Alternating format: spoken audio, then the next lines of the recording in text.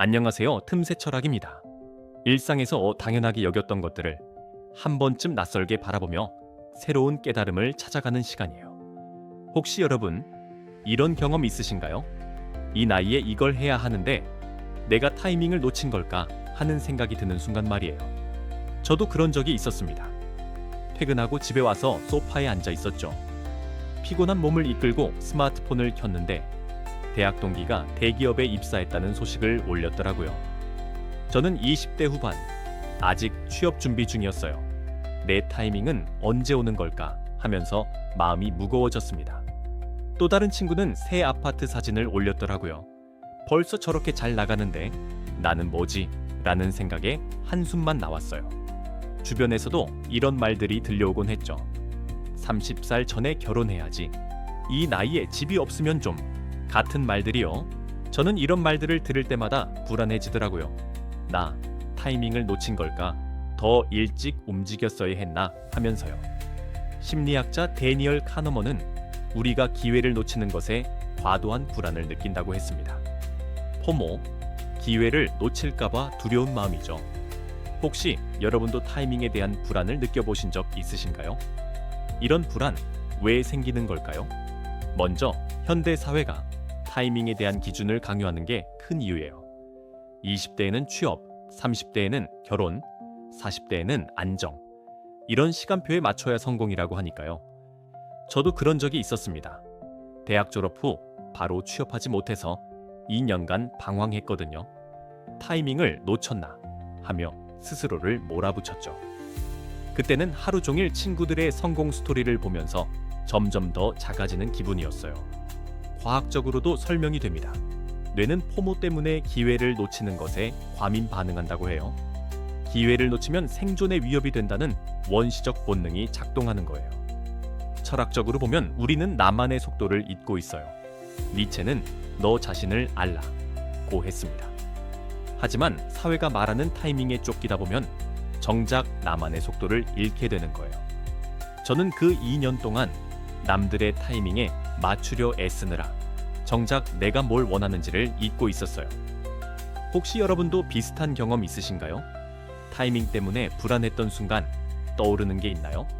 그렇다면 타이밍에 얽매이지 않으려면 어떻게 해야 할까요? 과학적 근거를 기반으로 3가지 방법을 알려드릴게요. 첫 번째는 시간의 프레임을 재구성하는 거예요.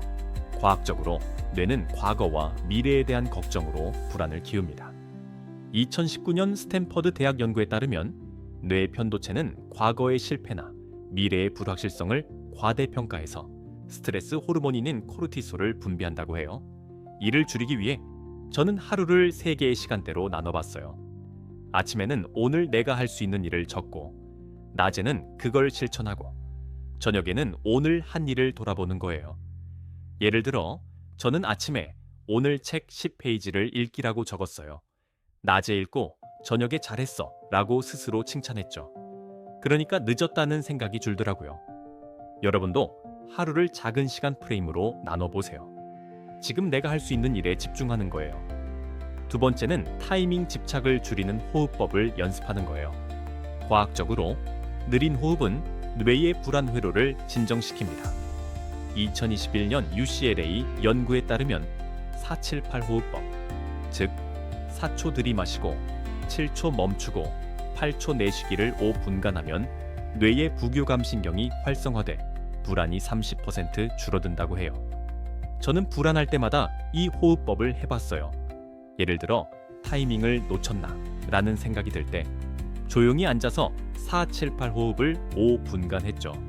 그러니까 마음이 차분해지더라고요. 자, 우리 같이 한번 해볼까요?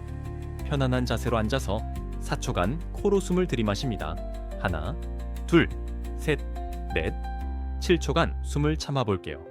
하나, 둘, 셋, 넷, 다섯, 여섯, 일곱 이후 8초간 천천히 입으로 숨을 내쉽니다. 하나, 둘, 셋, 넷, 다섯, 여섯, 일곱, 여덟. 좋아요. 반복해 보시니까 어떠신가요? 이 호흡을 4번에서 8번 정도 반복하시면 됩니다. 몸과 마음이 조금 더 편안해지셨기를 바랍니다. 확실히 달라진 느낌이 들죠? 저도 처음엔 어색했지만 몇 번 하다 보니까 마음이 훨씬 차분해지더라고요. 여러분도 타이밍에 대한 불안이 들 때 478 호흡법을 한번 해보세요. 과학적으로 효과가 입증된 방법이에요. 마지막으로 나만의 속도를 시각화하는 거예요. 과학적으로 뇌는 시각적 이미지를 통해 더 긍정적인 감정을 느낍니다. 2020년 하버드 대학 연구에 따르면 목표를 시각화하면 뇌의 전전두엽이 활성화돼 자기 효능감이 25% 높아진다고 해요.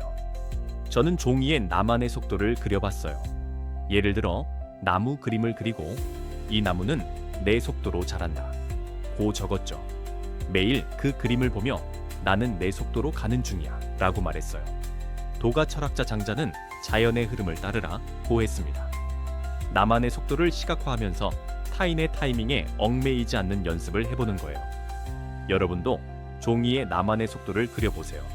나무, 강, 길, 뭐든 좋아요. 그걸 보며 나는 내 속도로 간다 고 말해보세요. 이렇게 몇 달을 보내고 나니 정말 달라졌어요.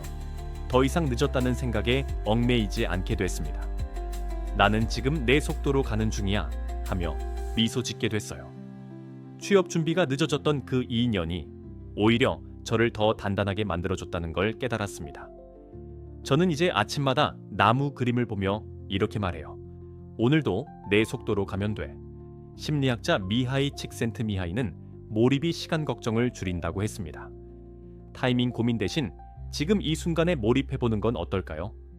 인생은 타이밍이 아니라 내가 걸어가는 그 자체예요. 지금 이 순간이 여러분의 타이밍이에요. 틈새 철학은 언제나 여러분을 응원합니다. 저의 작은 이야기에 따뜻한 응원의 좋아요와 댓글을 부탁드려요. 앞으로도 삶에 꼭 필요한 더 좋은 이야기들로 찾아뵐게요. 다음 영상에서 만나요. 감사합니다.